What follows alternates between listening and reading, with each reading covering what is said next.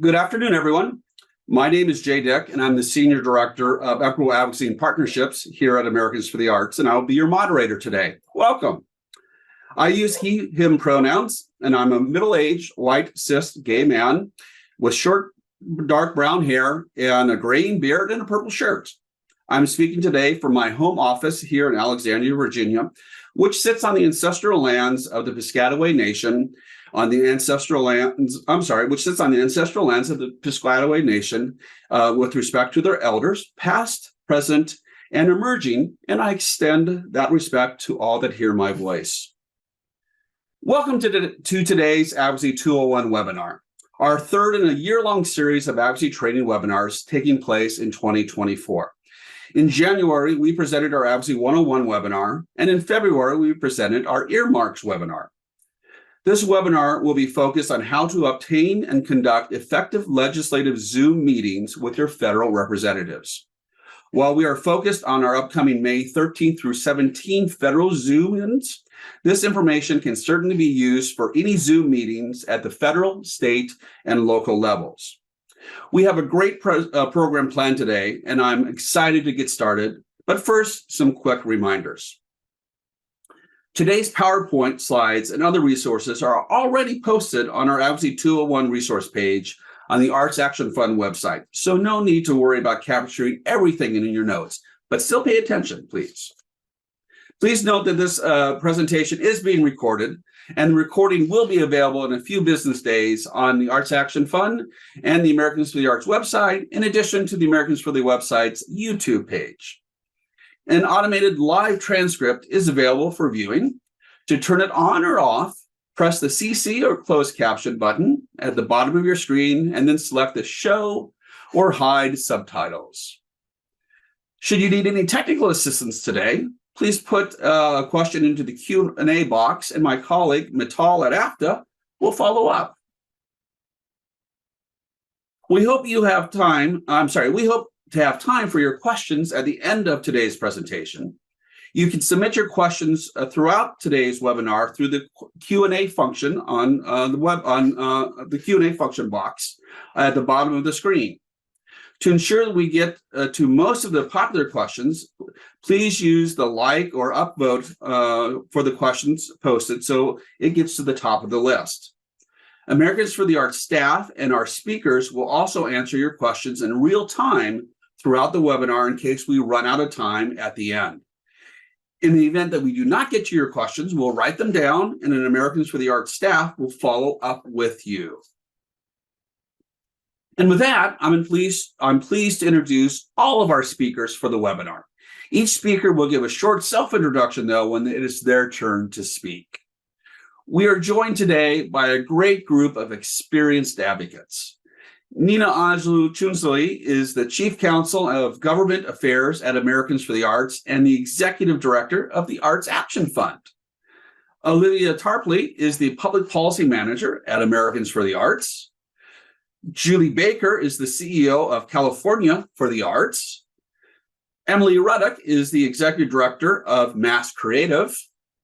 And Lori Meadows is the Board Chair for the Kentuckians for the Arts. These speakers are going to give you all the information you need to know to have productive legislative Zoom meetings. For our 1-hour webinar, we will have three main parts. Americans for the Arts staff will briefly go over the legislative topics for the upcoming May Zoom fly-ins. Then we will have a panel discussion on what makes for a great and effective Zoom meetings from our state captains. And then our last session will give you some next steps on how to participate in our May fly-ins. With that, I will turn over the virtual microphone to our first speaker, Nina Ajlu-Chunsley, who will get us started. Take it away, Nina. Thank you very much, Jay. As Jay mentioned, I'm Nina Ajlu-Chunsley with Americans for the Arts and the Arts Action Fund. I'm going to start you off because there are some primary legislative issues that we want you to focus in on now because of the period that we are in federal legislative activity. It's going to be about the National Endowment for the Arts and National Endowment for the Humanities, which I'll cover, and then my colleague Olivia will cover the arts and education funding. And we're going to focus on these two things. this is now the most perfect time to be engaging with members of Congress on appropriations issues, because this is the time that they want to hear from constituents. They want to hear from other members of Congress about what their needs are for particular federal agencies or programs back home. So in order to give you context of what we're going to be asking for this year, I think it's important to begin with what we ended up with for the current year. So as you might know, fiscal years for Congress and the federal government are not the same thing as a calendar year. The fiscal year for federal government is from October 1, 2023, and that's for fiscal year 2024. That's from October 1st, 2023 to September 30th, 2024. Now, what's interesting about this, which you've seen in headlines over the last few months, is that Congress has been in a serious disarray with a lot of political chaos, a lot of it fueled by members of the House Freedom Caucus that have delayed the legislation from moving forward. So while this piece of funding legislation actually began 6 months ago, it wasn't resolved until a few weeks ago. So these federal agencies are now quickly trying to spend accordingly to the funds that they got in the end. And so in the case of the NEA, there isn't a surprise where they got less than what they had before or more. In FY23, the year before that, they ended with a good increase up to $207 million. With this political chaos that happened this year and last year, we ended with $207 million. And I have to say that that was quite a success, actually, even though it's level funding for both the NEA and NEH. What's circled in red was last year's funding. What's circled in yellow is what's this year's funding. And the president started off with an ask for $211 million. The House brought it down to $186. The Senate brought it up to $207. We were able to defeat 2 floor amendments on the House side to eliminate funding completely for these 2 agencies. And we won it overwhelmingly. And I'm going to be able to share those voting records for you so that when you speak with your member of Congress for a Zoom-In, you know where they stand. Next slide. So now, where do we stay now? So right now, April 2024, we are lobbying for fiscal year 2025 funding. And so that is for the period beginning in the fall of this year. It's not going to get resolved, folks, again, in time, but it will be resolved probably after the election in either December or January. But now's the time to make an ask because there are deadlines, very serious deadlines in terms of when these requests have to come in. And this is the right time leading up to our Zoom-In in the second week of May, the 13th through the 17th that Jay's going to be talking about. So here's where we stand. I already mentioned we started off with $207 million, but the president kind of surprised us a little bit, and he didn't stick to his 211 ask like he did last year. And he did something else that was kind of surprising. He asked for $210.1 million, not far off, for the NEA. And then I think in some kind of a math calculation error, he only asked for $200.1 million, 10 million difference for the NEH. We didn't like that. We believe that these 2 federal agencies should be treated as the twin agencies that they were created upon. So we are going back and asking for $211 million. And here's who all of us have to help us with that support. We worked with the National Arts Service organizations representing every discipline under the sun, which also involved many state arts advocacy organizations, state arts agencies, to reach a consensus among us. So we're all on a united same page of asking for 211. But before we came out with our ask, we also got consensus from our House congressional leaders who are arts champions and our Senate congressional leaders who are arts champions to ask if they will also ask for an amount higher than what the president is asking for. And I can say we have all reached consensus that we're asking for 211. So you're not going to be alone out there when you ask for this. And let's show the next slide for some resources that will help you make your case. In the yellow hyperlink above is our landing page for Advocacy 201 webinar.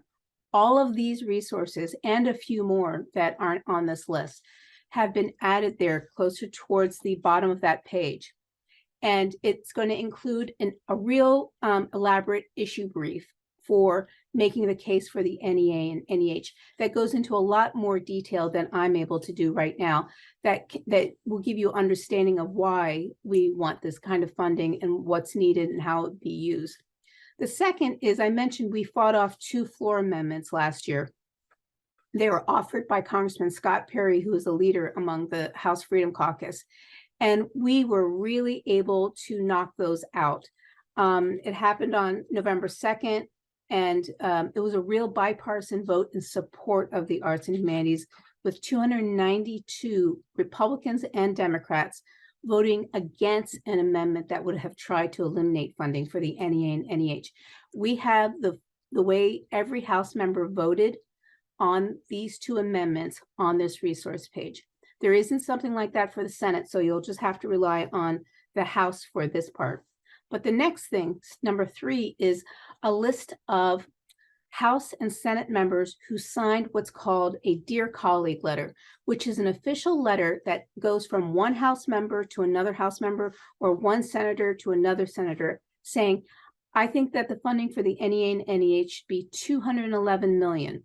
Will you join me in this letter and signing on to send it to the appropriate subcommittee, in this case, the Interior Appropriations Subcommittee, and agree with us so that we can show a united front that a great number of members of Congress want this as well.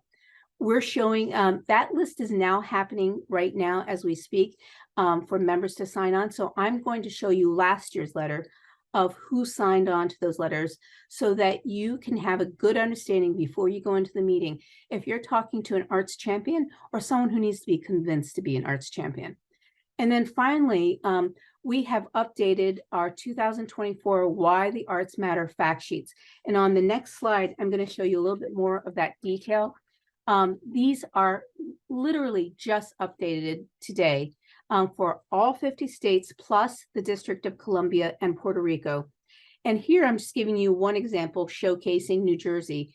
And it is going to have the latest Bureau of Economic Analysis numbers for GDP for the arts and culture sector that were just released by the National Endowment for the Arts last month. And it gives it for the federal numbers in the blue column and the state numbers in the green column. Below that are economic impact numbers of only the nonprofit industry. What's above their GDP is for the nonprofit and for-profit. Economic impact numbers are only for the nonprofit. And then finally, in the last row, is about what is the current funding for the arts at the NEA and NEH? What is the current funding within your state as well? Because your members of Congress are just as interested in the state issues as they are the federal issues. And on the flip page of these fact sheets are some great anecdotal information about cultural organizations in your state and who some of the state arts leaders are, many of whom will be leading these Zoom-In call week meetings for all of you. With that, I'm going to now turn it over to my colleague, Olivia Tarpley, to walk you through the arts education legislative ask.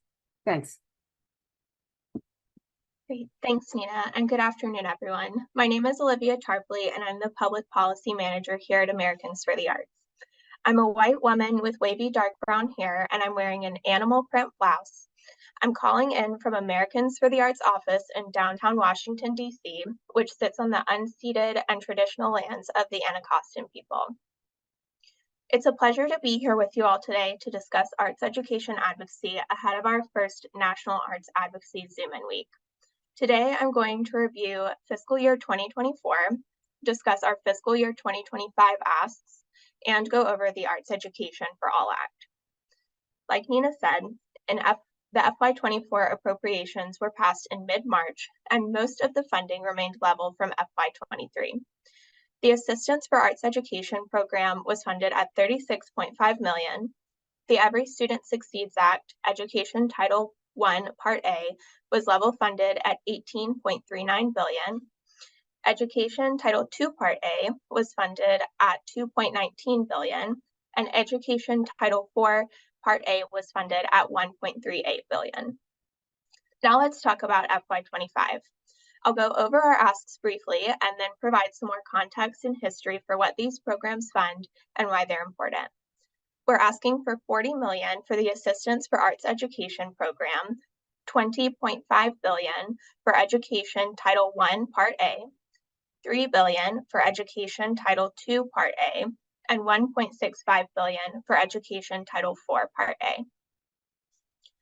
The Assistance for Arts Education program is a grant program that promotes arts education for students, and this includes students from low-income families and students with disabilities.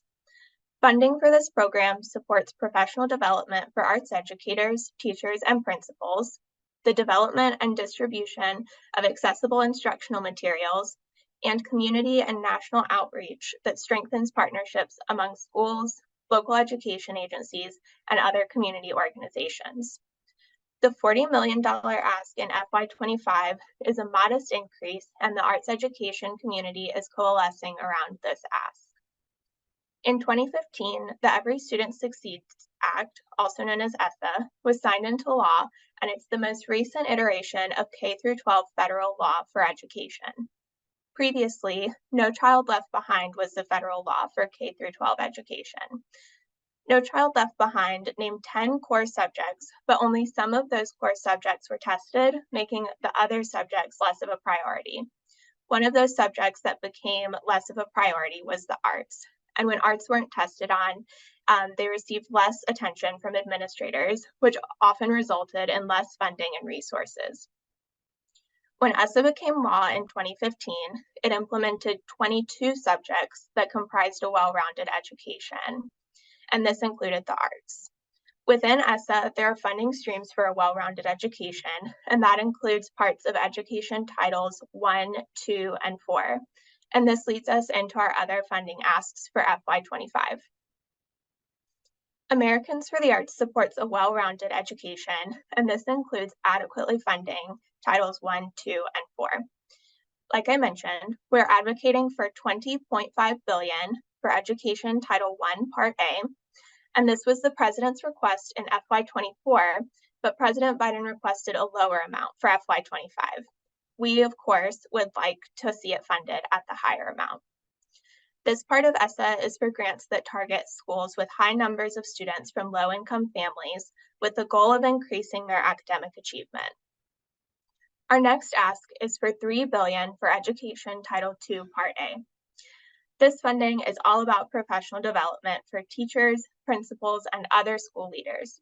For example, your local public school's art or music teacher could use these funds to attend a conference to refine new skills or bring back a new learning technique to benefit their students. Our next ask is for $1.65 billion for Education Title IV, Part A. ESSA authorizes Title IV, Part A for this amount, but it's not always funded at $1.65 billion.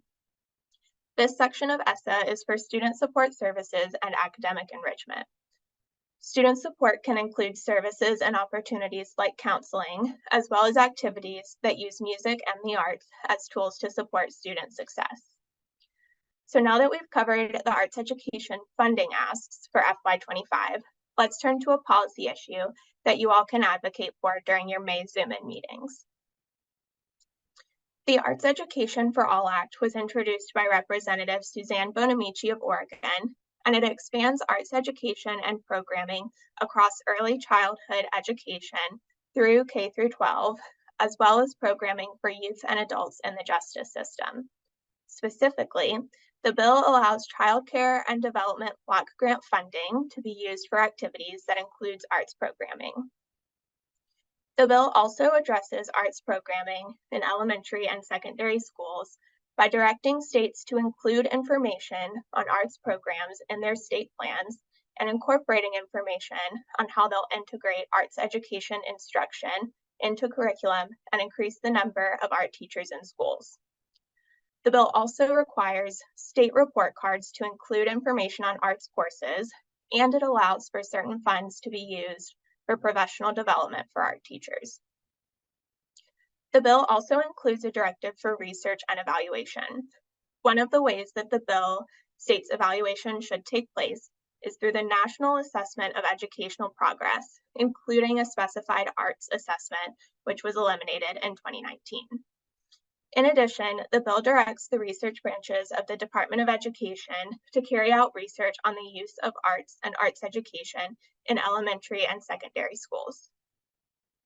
The bill requires a state's juvenile justice and delinquency plan to describe how the state will coordinate services for juvenile justice and delinquency prevention with arts agencies and other arts organizations. This is one of the most comprehensive arts education bills introduced in Congress, so please make sure to incorporate advocacy for this legislation into your Zoom-In meetings. And a quick note that this bill has only been introduced on the House side. So while you're meeting with House members, encourage them to co-sponsor the legislation. If you're taking a meeting with a Senate office, encourage them to introduce similar legislation on the Senate side. So now that we've discussed the arts education issues that you all can advocate for on the Hill, we're going to turn to our panel to discuss some of their advocacy strategies. Our panelists, Laurie, Emily, and Julie, are all state captains with Americans for the Arts State and District Captains Program. And this means that they impact federal advocacy efforts by building and maintaining relationships with their state's congressional delegation to Congress. We thank you all so much for sharing your time and expertise with us today. And we'll get started by talking about how your advocacy efforts have changed and evolved post-COVID. And even considering if some of your advocacy strategies have remained the same. So we'll go ahead and bring our panelists on and get started.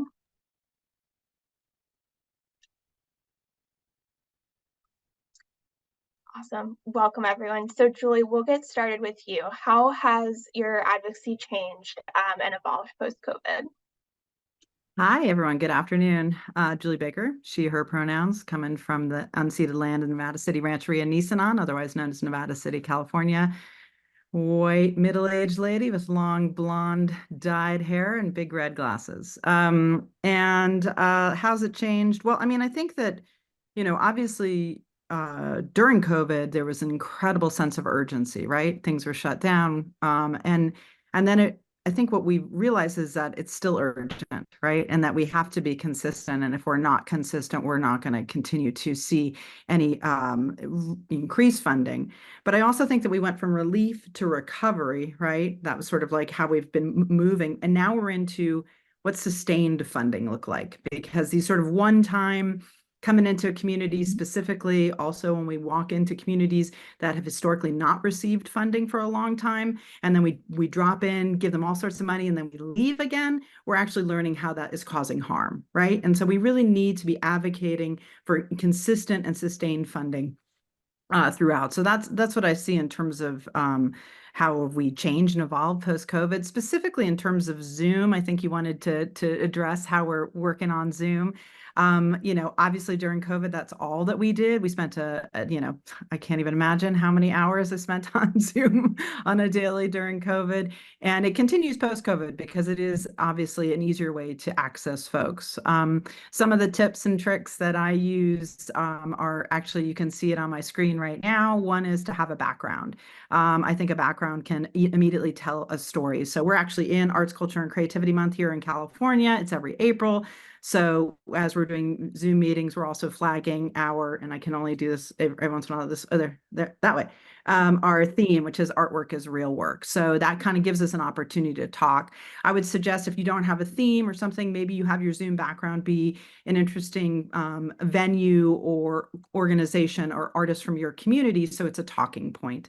The other thing is I am very well known for those who see me on Zoom for my big red glasses or other glasses. I've got a ridiculous lot of glasses. So I think, distinguishing yourself, coming as you are, be authentic, don't need to look like a lobbyist. You don't need to look like a legislator, look like yourself. We are the arts, we can stand out.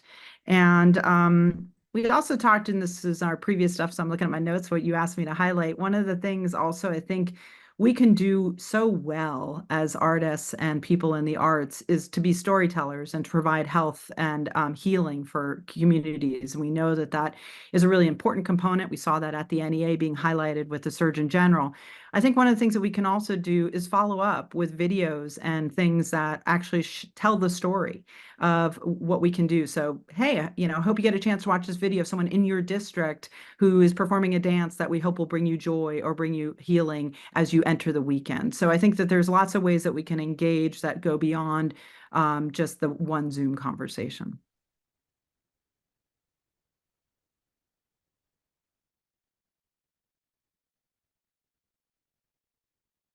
Thank you. That is, I think, so helpful to know more about how advocacy is changing and evolving. So let's dig into some details about how you can make an impression and have a successful meeting with a member of Congress and or their staff. Emily, could you speak to that some? Happy to. Hello all, I'm Emily Ruddick. I use the She series. I'm the executive director of Mass Creative. I live in Somerville, Massachusetts, which is on the unceded lands of the Pawtucket and Massachusetts people who are still actively here and are working to repatriate many of the artifacts of their and literal remains of their people that have been held in museums in our area. I'm wearing a green top, rectangular glasses. I have brown shoulder-length hair. So let's talk about the meeting itself. So one of the things that I think when I first got started, I would be super discouraged if I got a meeting and it was with not the elected official. And I think that's a sort of right where we all sort of think it's got to be the decision maker who we have that sit down with to convince them of the issue. But the truth is, like in all of our work, in all of our organizations, there are a lot of people that elected decision maker makes those decisions with. And first and foremost is their staff. And so I know now that the secret recipe to getting a yes from an elected official is through their staff. The other thing to know is that today's staffer is probably tomorrow's member of Congress. In Massachusetts, we have Congresswoman Ayanna Pressley. She worked as an aide for former Congressman Joe Kennedy II, as well as Senator John Kerry. So that you never know who you are sitting in front of in terms of the ability and the opportunity to make long-lasting relationships. So that staffer's job is to take in as much information as they possibly can and to be able to synthesize it and turn it around to the elected officials. So when the elected official says, I got this sign-on letter, what am I supposed to do with it? I want to do it. Is there anything I need to know before I sign on in support of an increase to the NEA? The staffer can say, I just met with Emily Ruddick and other advocates in your district from Massachusetts. Here are the 3 things she told me. Here are the 3 stories she told me that those advocates told her.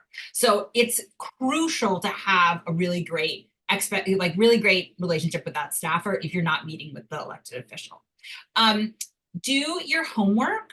And this is something that Julie has taught me, which is if you come into a conversation and you already know what the priority areas and issues are for that elected official, and you can think about how you can integrate the work you are doing into some of those priorities, you are going to be better off, right? So if you know this person is extremely passionate about early childhood education, you can really sort of navigate your conversation and the stories you decide to tell so that it fits in with that vision of what those priorities are.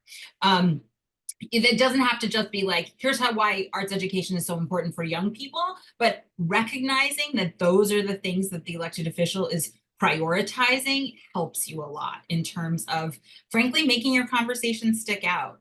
At Mass Creative, our philosophy is that when we're working to set up a roundtable with an elected official or their staff, our job is to shut up. And we are trying to make as many opportunities for the advocates we have brought together for that conversation. So one of the things we really try to do is think about the flow of the conversation and say, okay, how can we incorporate a story of impact or an important data point into each one of the introductions for the advocates who are in the room, right? So when you're going through introductions, it's not just, hi, my name is, I'm with this organization, or this is my art form or discipline. So that's very important. But you can also add, in the last year, we've had, 500 young people come see a show at our theater and get a post-show like workshop in their classroom with one of our teaching artists, right? And here's what we're hearing, right, about why that matters to that young person's day.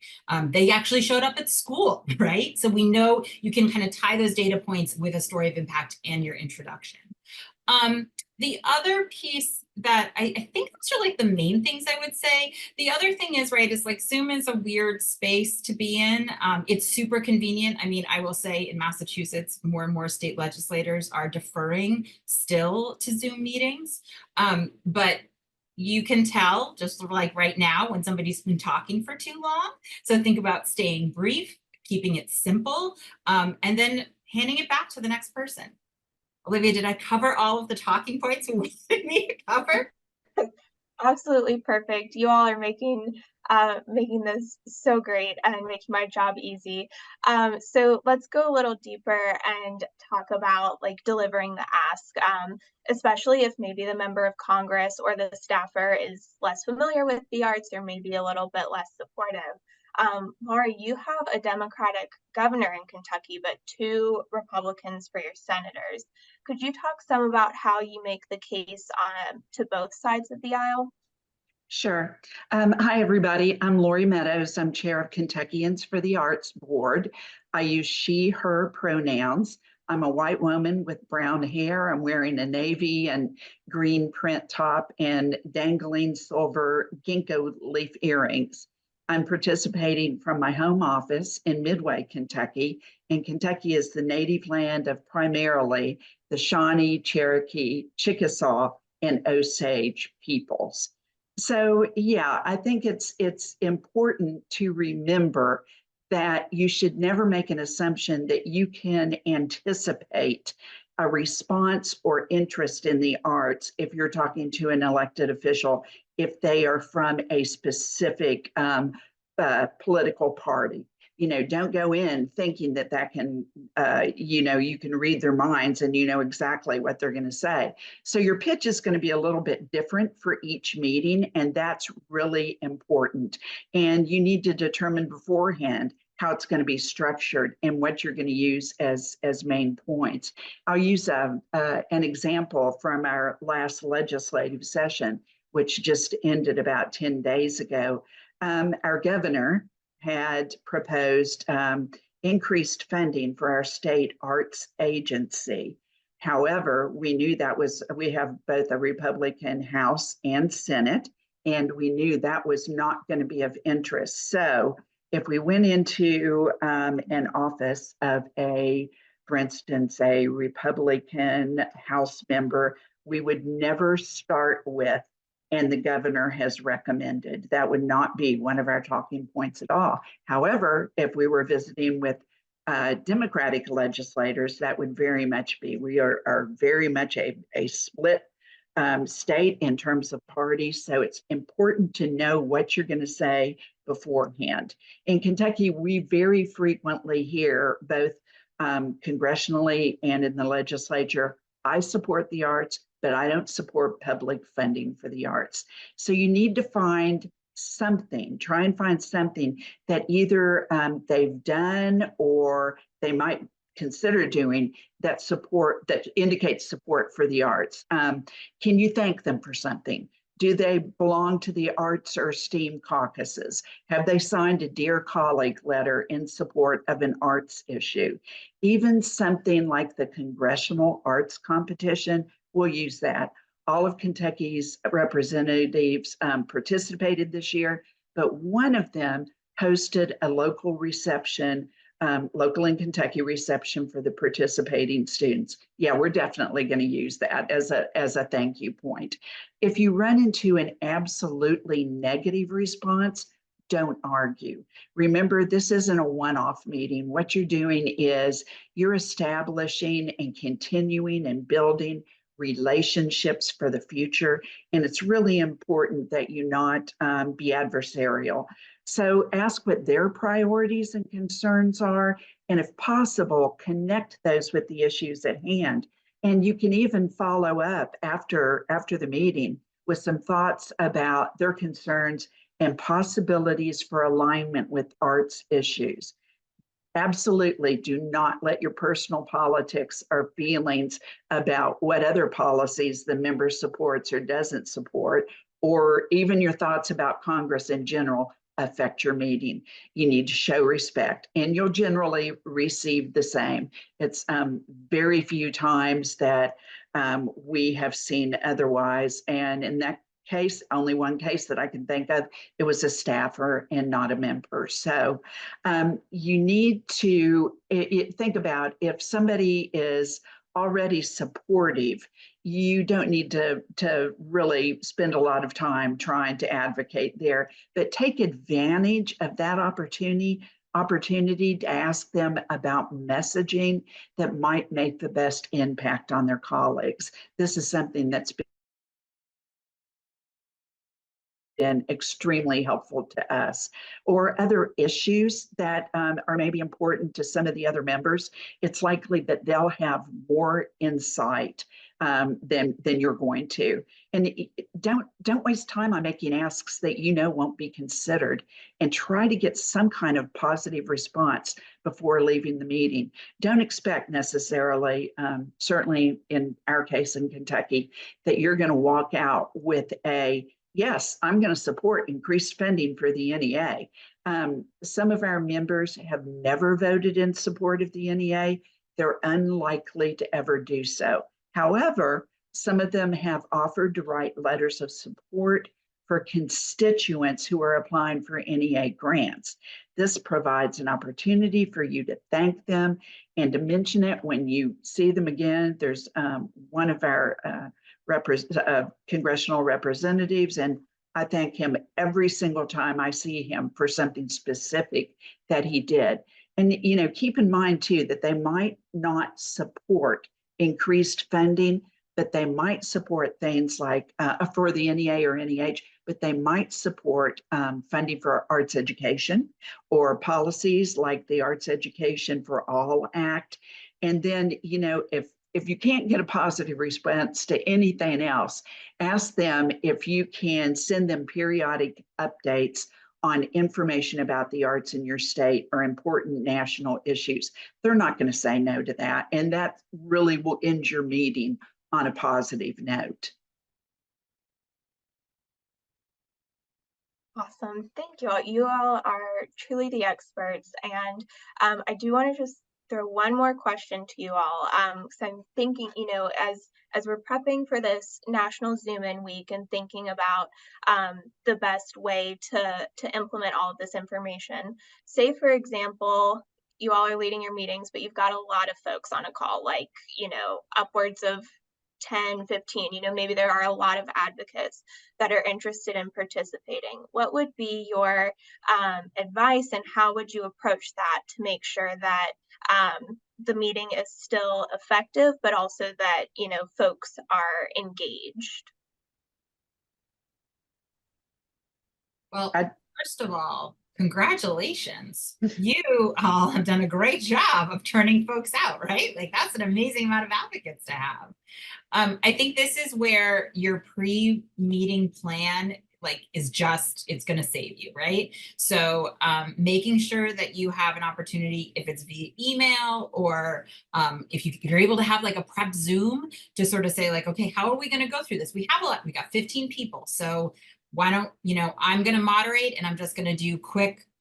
Here's Julie from Californians for the Arts. Here's Lori from Kentuckians for the Arts. Here's Olivia from AFTA. Raise your hands, and then deciding what role everyone's going to play. So who's going to tell a story? Who's going to follow up and make that ask?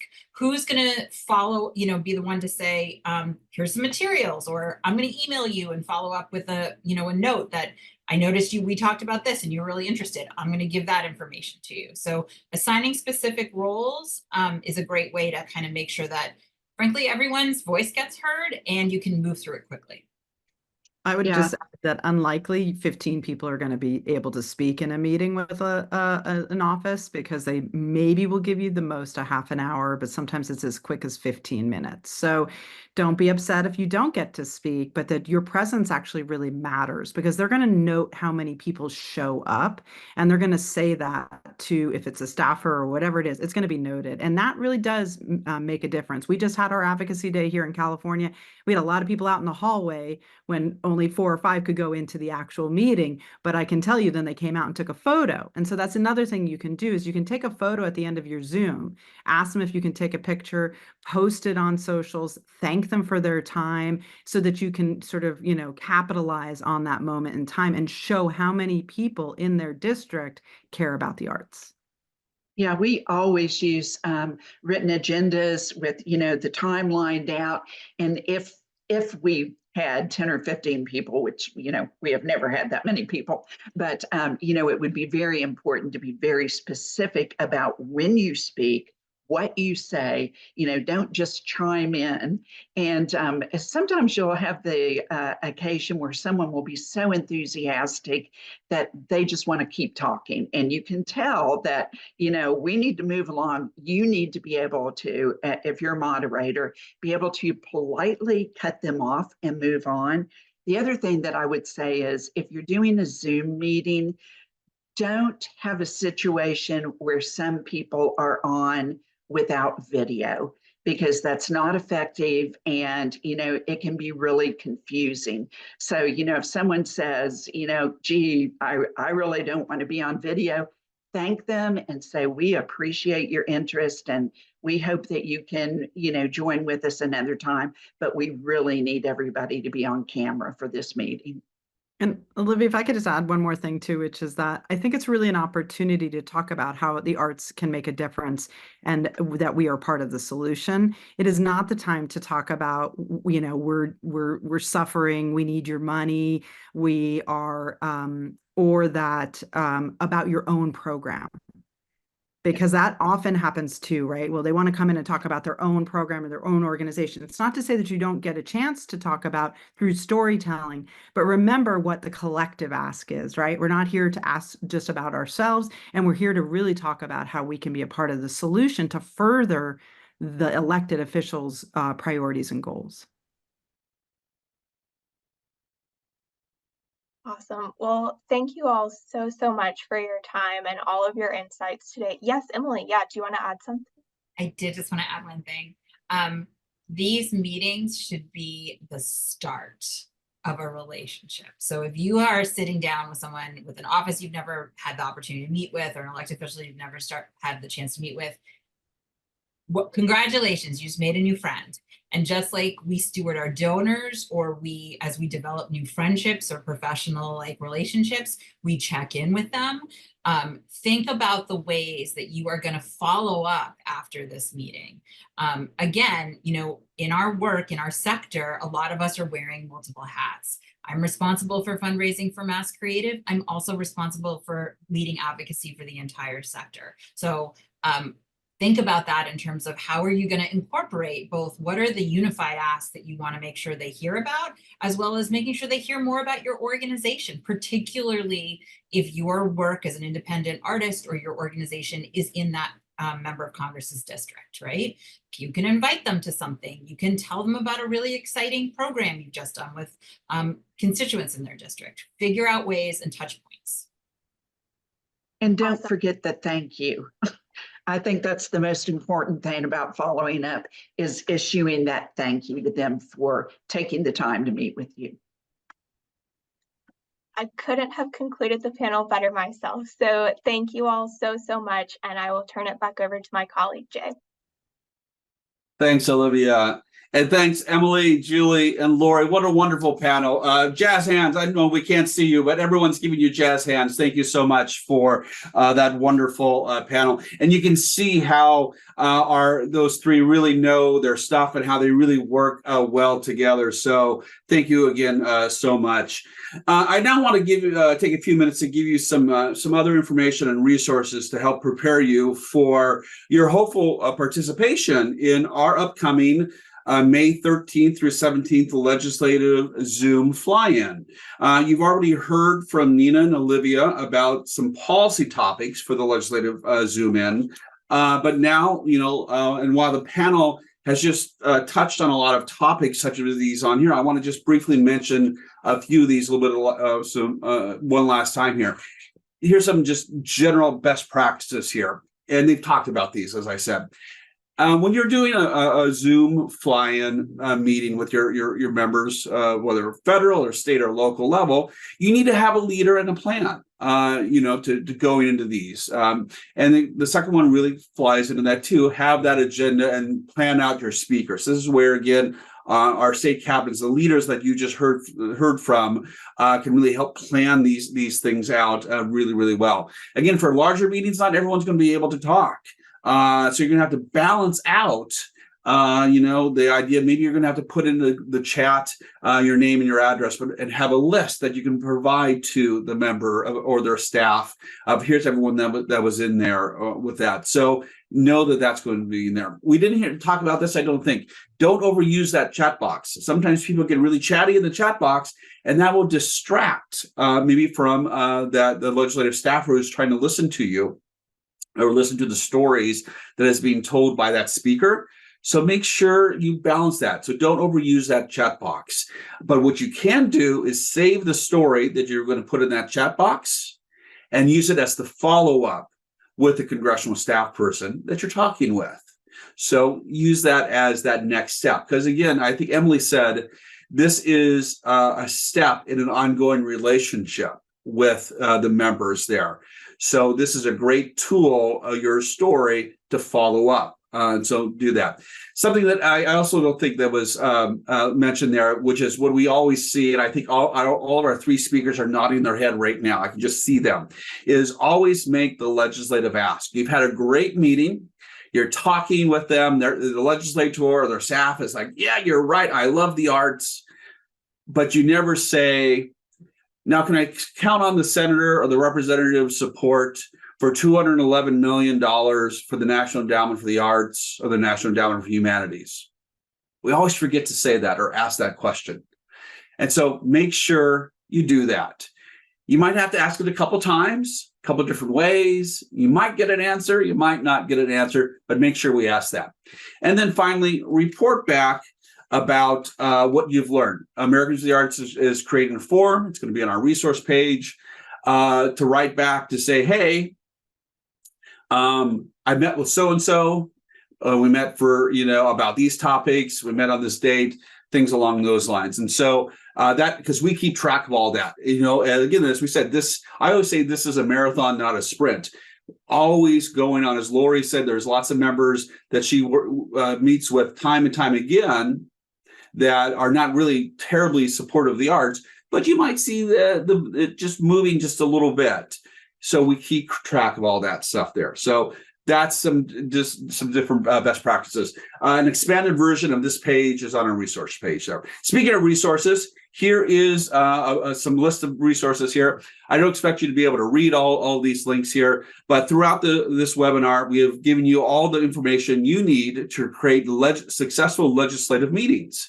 The complete list, again, is on our Advocacy 201 webinars resource page, but here's a list of some really important ones that you have here. And then we hope that each of you will participate in our May Zoom fly-ins.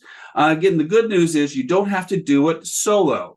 Each state will have a state captain who is most often the leader of your state's advocacy organization, who works with Americans for the Arts and the Arts Action Fund on federal issues. And again, you just heard from three stellar state captains who will help you organize the meetings. The Americans for the Arts, as I said, in the Arts Action Fund has created a Google form to help you fill out. I'm sorry, let me try that again. It's getting late in the day here. Americans for the Arts and the Arts Action Fund has created a Google form for you to fill out with your information to sign up to participate, and we will share this information with your state captain. We will also send an introductory email to you and your state captain to make sure you have each other's email. The link for the Google form was just dropped in to the chat, and we encourage you to participate and fill it out today. Your state captain will work with your 2 U.S. Senator's office to set up a time for your Zoom meetings. And for most states, they will do the same for your House members. For large states, they might ask for some help to cover all of the House districts to set up the meetings. Your state captains might also set up pre-Zoom meetings with you or send some detailed emails setting up the agenda for your meetings with the legislators. And remember my first rule, have a plan and an agenda. When filling out the form, please make sure you fill it out using your voting address, as that is important. For example, I live in Virginia's 8th Congressional District, but I work in Washington, D.C. So when I fill out this form, I will list VA 11 for the question which asks which congressional district I live in, because that is where I vote. We couldn't be as successful in protecting and expanding federal support for the arts without you, the constituent. The same goes for our state captains, who also need your voice when advocating at the state level. So make sure you are signed up for their advocacy list or are a member of your state's advocacy organization. Please see the link that we just put in the chat box where you can find and sign up to get information from your state's advocacy organization. With that, we have a little time for some questions. And so I invite all of our speakers to come back up and turn their cameras back on and do a few, we have a little time for a couple different questions here. So let me look at the box here a little bit here. I've not been watching as I've been talking. So Olivia, I might ask you to help me out a little bit. One of the questions that I saw, and I will let anyone just chime in to begin with, is there an ideal time to have a meeting with your either state or federal or even local elected officials? Who wants to start? Emily, I think you're off. I see you don't have I think you answered the question online, so I'll go with you first. And you just muted yourself back. Yeah, sorry. I mean, I think this is where, first I would say, y'all on this call are already familiar with AFTA. They've got great resources to help you understand the legislative process and the congressional calendar. And at Mass Creative, we feel it's our job to make sure that you have a sense of when are really great times of the year to chat and connect with elected officials. So again, if you're thinking about at the beginning in Massachusetts, we have a 2-year legislative session that kicks off in January. Everybody has to run for either re-election or election in November. So if you're trying to build a relationship with a new elected official, January is probably a good time to say hello and introduce yourself or your work. January is also when the budget process in Massachusetts kicks off. And so January and February and March tends to be a good time to check in. We hold an advocacy week in Massachusetts around that time. And then every 2 years, on the off year, the end of July is the end of formal session. And so if there's a bill you're particularly passionate about, you might want to make sure you're in conversations with folks in the spring. So those are some ideas. And Jay, I'll just add that I think every state has its own rhythm. And so I think it's important for you to understand that. And if that's not something you want to learn on your own, you have a statewide advocacy organization, and go to your statewide advocacy organization. It's either on their website or they do webinars, but they'll help you to understand when is the busy time. Like right now is a very busy time in our legislature. So it's hard to get those meetings, but at the same time, it's also right before budgets, the second round of the budget. So it's a balancing act. And then if you want to introduce an idea that they might bring towards legislation, you probably want to do that in the fall, the summer and the fall. So that's something that your state advocacy organization can help you to understand the rhythm for the year. But you should also know that about your local communities as well, when the budgets get determined, et cetera, and so on. So you can start to influence there too. Absolutely. I think it's important to remember too that advocacy is not just a once a year meeting. You need to establish a relationship and keep in contact. And, it's always a good idea to have some kind of communication with your congressional delegation, your state legislators, when you don't have an ask. give them something they can use. Don't always make it be about something that you're asking for. Absolutely. And I really do encourage our listeners to go to the link to find the link for your statewide arts advocacy group and sign up for their list and become a member. Give them some dollars too, because what you guys do is really powerful and important for your state. So support your statewide arts advocacy organizations there too. Julie, I'm going to start out with you for the next question because you answered it on the online chat. Is it important to complement Zoom meetings with in-person meetings and kind of why? Well, for sure. I mean, I think what Lori just said, which is that these are relationships that you're trying to develop, just like anything in life that you're trying to do. It can't be one time with you in a Brady Bunch box. It's got to be, building that relationship. So, and I think that there's lots of opportunities. In the state as large as California, for example, Sacramento is where the legislators are for session. And we've got folks that have to travel 6 hours, or more to drive there. And that's not always possible. So they're also in their district, right? So figure out the rhythm. When are they in their district? And invite them to your events. Give them a platform to speak. They love that. Give them photo opportunities. Give them the opportunity to look really like they are the arts supporter for their community. And then that helps you to develop that relationship. So absolutely, lots of opportunities. And just remember too, elected officials are humans. They're real people. Some of them come out of the nonprofit world. They come out of, they start often in a place where they really want to help solve problems. And so you come to them with a solution, they're going to really lean on you. So become that local expert for them on your issue area. And I think that's where you start.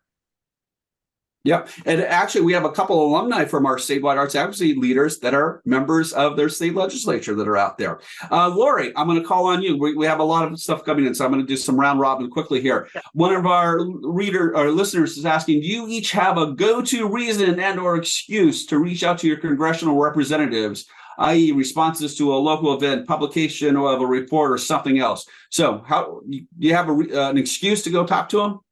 Yeah, we look at different things that are happening in the state, if we're talking about state things, and say, something you may not be aware of. This is, really important. For example, the National Poet Laureate right now resides in Kentucky, and for the first time was elected for a second term. And so that's something that we use. Other statewide events that surround or involve the arts, we make sure they have information about those. Perfect. Hey, Emily, next question is for you. How can local media help with arts advocacy and increasing awareness and participation in any arts effort? And then a follow-up, how do you really develop a deeper relationship with the media to help? And I'll go to you, Julie, because I see you nodding your head too. Yeah, I mean, I think, right, like local media is so crucial. And I think we as a sector have a real responsibility to help support them. I find that for us, we're more interested in getting into the metro section of the paper than we are the arts section of the paper. So we spend a fair amount of time trying to cultivate relationships with reporters who are covering beats that are outside of the arts beat. And making the case that to use what Julie says a lot, artwork is real work, right? There's an economic benefit to our work, and sort of talking in those terms. To piggyback on the other question that was asked, reports or like data crunching are awesome times to talk to reporters. So we actually did some analysis of our ARPA recovery money that the state allocated. And we found that the money that was allocated to the arts sector for arts recovery, less than 50% of it was actually going to arts groups. And of the arts groups that were getting it, 8% was going to arts groups that were led or serving communities of color. And we handed that data over to a reporter, and that story ended up on the front page of the Globe, right? And it wasn't because, so I think there's that when you can hand them data, you can hand them stories, that's a great way to build that relationship. Cool. Last word, Julie. Ooh, no. I just would say that, in terms of the reporter thing, I think, again, becoming that expert that they can lean on, somebody that they can call and they know that you can help them. I have a lot of relationships like that with folks across the state now, but it's really also important to save those relationships. Don't pitch them on, come to Advocacy Day because everybody has an Advocacy Day, right? That's not newsworthy. You've got to make sure you've got something that is newsworthy, like Emily just pitched, that they're going to feel juicy, that isn't worthy enough for the news. So use those relationships wisely, but absolutely those can really help advance your messaging and case making. And tag your lawmakers always, please.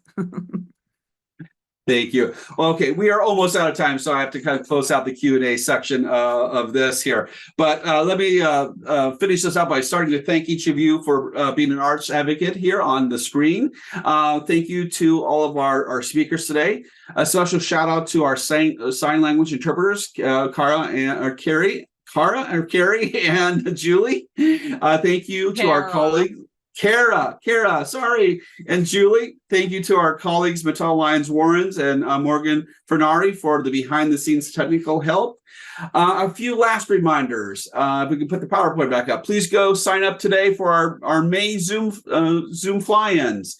Please review the policy topics of what we discussed today, and please connect with your state captains to get on their list and to participate with them.